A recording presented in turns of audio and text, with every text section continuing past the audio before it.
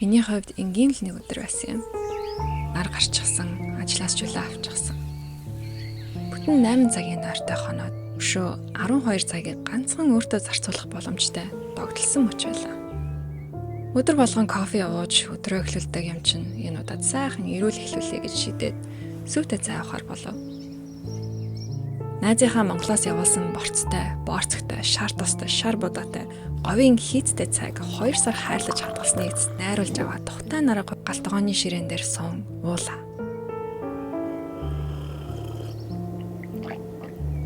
Нулимс урсаад эхлэв.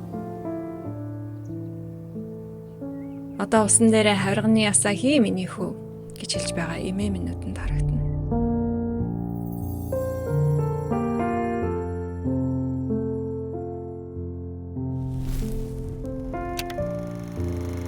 За энэ одоо нууцын махыг зурх гэж байна. Үгүй сав шилэг хашууд найргүйгээр хайж сурах гэж байна тийм ээ?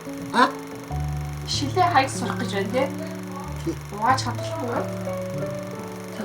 Ер нь бол дотроо жоохон дургу гэж байгаа. За. Яа, тийм л баяр хүрээ. Нэгсэн шатвия. Ингээд одоцсон хонтой ийш. Америкт төссөн охиндоо цайж анахыг заах гэж бөө юм болж ижлээ.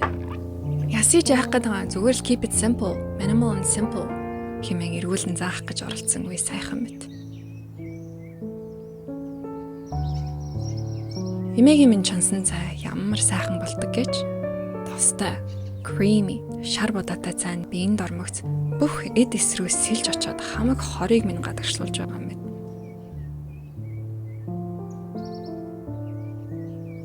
4-9 нас хүртлээр эмээтэйгээ амьдарч байгаад ээжигээ дагаад гадаад руу явсан миний хувьд ихэнх ухаан орсон бага нас минь эмээтэй өнгөрсөн юм билээ.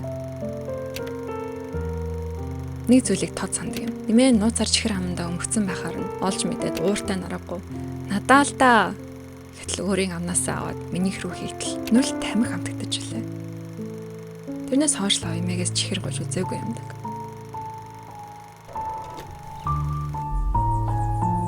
Өхөл гэдэг их сонио. Яг юу юм гэж бодоод үзэхээр амьсгаа авч байгаад амьсгаа авах болох үе. Амьсгаа авлаа, гаргалаа.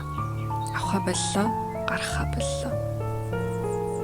Өдөн амьсгаатай хүн босож суугаад хөдлөөд идэж уугаад явдаг бол үхлийн дараа зүгээр хэвтээд л яасан ч сэрэхгүй. Чимгсэн ч, сэгсэрсэн ч.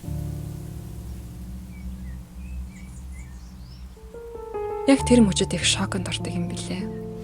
Босож хөдлөөд яриад өглөөд байдаг хүнийг гинт огт сэрэхгүй унтаад байхыг харах нь их сонирн байсан.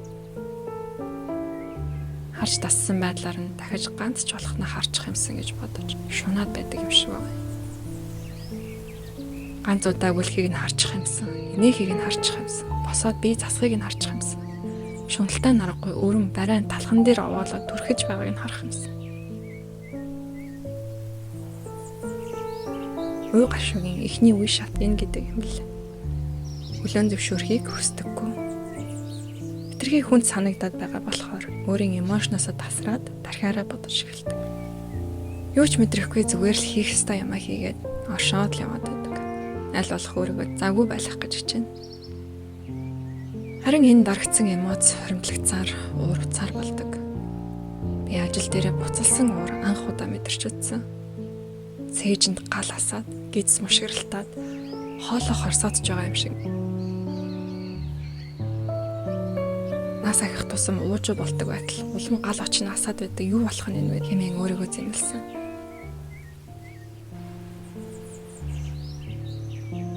Тэгээд уу гашуун дараа нь харамсал, дараа нь сэтгэл готролд алдах, дараа нь хүлээн зөвшөөрөх гэсэн ийм үе шатуудаар явдаг юм билээ. Хэрвээ энэ бүхнийг мэдэж байсан бол өөрийгөө уурлалаа гэж зэмлэхгүй байх байсан болов уу? Хэрвээ мэдэж байсан бол яагаад инехгүй байгаа юм гэсэн бэ? Ямар уйтгартай хүн болоо вэ чи гэж өөрийгөө дээрлэхгүй байх байсан бол? Хэрвээ мэдэж байсан бол найзаагаа яагаад гондоогоод байгаа юм? Очиж уучлалт гуйгаад хангаут хийгээд хэл гэж өөрийгөө хүчлэхгүй байх байсан бол? Зүгээр дээ. Энэ бүхэн гашуугийн үе шатны л нэг хэсэг. Байглаараа жамаараа өрнөж байгаа мэдрэмж, эмоцод. Тэгэхэд хүн төрх нь байгалийн зам байдаг бол хүн өгөх нь бас байгалийн л зам. Өгөн гашууд нь төрн баярлна. Өгөн гашууд нь төрн баярлна.